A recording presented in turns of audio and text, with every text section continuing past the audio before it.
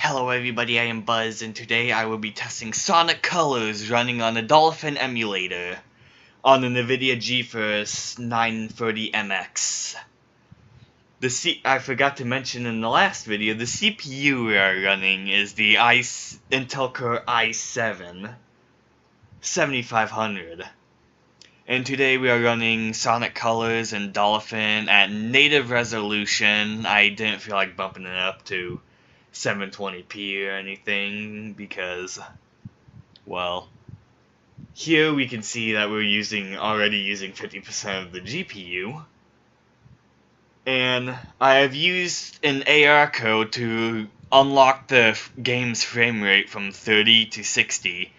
Because on the original Wii, Sonic Colors ran at a 30 FPS frame rate, so I decided why not unlock the frame rate and see what potential this has. And as you can see, it doesn't seem to be struggling one bit at running this game. As you can see that it's hitting a 60 FPS frame rate, and we are not seeing any drops. Well, I'm not seeing any drops. I mean, the game sometimes looks like it's stuttering, but the frame rate says it's at 60. I'm gonna trust the counter more than my eyes. As you can see, the i7 isn't struggling either. We're not even using... Well, we're using around 1/4, 1/3. I don't know my fractions. But we're using around 25% of the CPU, which is... Well,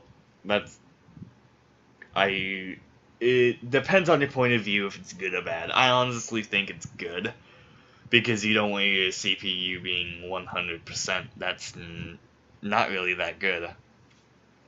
And as you can see, with our RAM, we are using 4 GB of RAM. Like I said in the last video, you shouldn't be running with 4 GB of RAM today. It is highly unrecommended to do that, because so many programs today run with over 4 GB of RAM. So basically saying you're screwed if you have 4 GB of RAM. Well, I wouldn't necessarily say screwed, because I had an old laptop and I got by on 4 gigs just fine. But I don't think I'd be able to do that anymore, since I have experienced having a computer with more than 4 GB of RAM. Unlike PCSX2, here we are getting a proper reading for the second GPU, which is the Intel graphics. It is at 0% because Dolphin is not using the card, the Intel chip, at all. Which, in my book, is a good thing, because, well, I'm pretty sure the Intel chip wouldn't be able to run this game. It might be able to, because we're not using so much CPU, which could mean that with the extra work the CPU would have to do with its Intel GPU, we might be able to get a playable experience on this game if we were to run it with the Intel chip.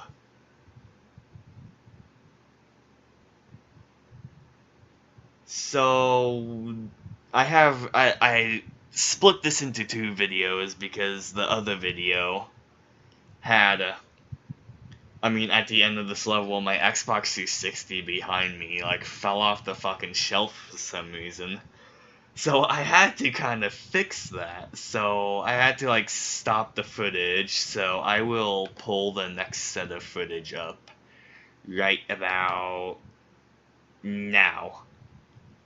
And here we are. The problem with unlocking the frame rate is, I will show you right here. This is a scripted loop. This scripted loop is, well, as you can see, Sonic just went right through that loop. It's because that loop seems to be tied to the frame rate, which causes Sonic to glitch out. Now, there's some times when you can get through this loop, like I am attempting to get through it right now, and I am ultimately failing at it. So, I actually, surprisingly, even though I love Sonic and 60 FPS, I would not recommend unlocking the frame rate. And as you can see, I kinda got through, but the problem is, it's still glitched because Sonic's speed is drastically slow, and I am stuck on the 2D thing. I'm moving I believe I was like moving left and right and couldn't get Sonic to move left or right. So another thing you can do in Dolphin is, see, I thought I was gonna get through that time. But in Dolphin, you can save a state, turn off the 60 frames code, load up that state, get through this loop, save the state again, re-enable the code, then load the state again, and you will pass that loop. But as you can see, you just keep trying over and over and you'll pass that loop, and those things are broken too, they don't work. I mean, they sometimes work. So, I wouldn't advise unlocking the frame rate. You can unlock it if you want, that is entirely up to you. But if you want the game functioning 100%, I'd advise keeping the 30 FPS lock turned on, which is on by default, because we are basically emulating a virtual Wii at this given moment.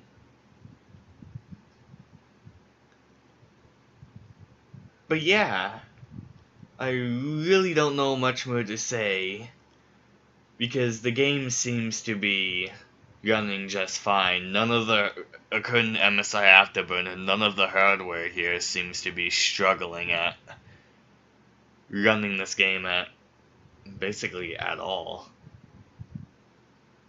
Well, now we're using more of the GPU than we were in the last level.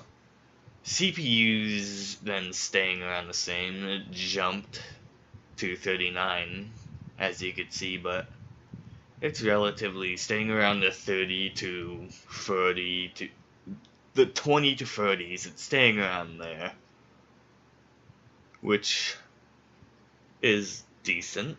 I mean, not, well, 50 would be decent. That it's good that the CPU, especially for dual core, I'm surprised the dual core is performing this well. Because you really want a quad core, but most laptops I see don't seem to have quad cores for some reason. Is it like dual core, like 2006? But yeah, we have around like almost a minute of gameplay left. We are just gonna watch the rest of this gameplay. Or I'll give the final verdict. Can you play Sonic Colors on this laptop? On this graphics card with this CPU?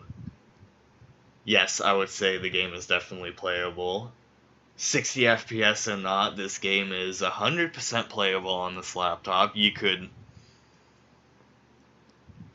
basically play through it and enjoy it, because there is no slowdown at all. And as I said, the game is running at native resolution, so we are not doing any like up rendering or anything. It could maybe handle 720, but I haven't really tested that at all, because when I'm emulating, I usually like to keep it at native for the best performance. Anyway, goodbye guys.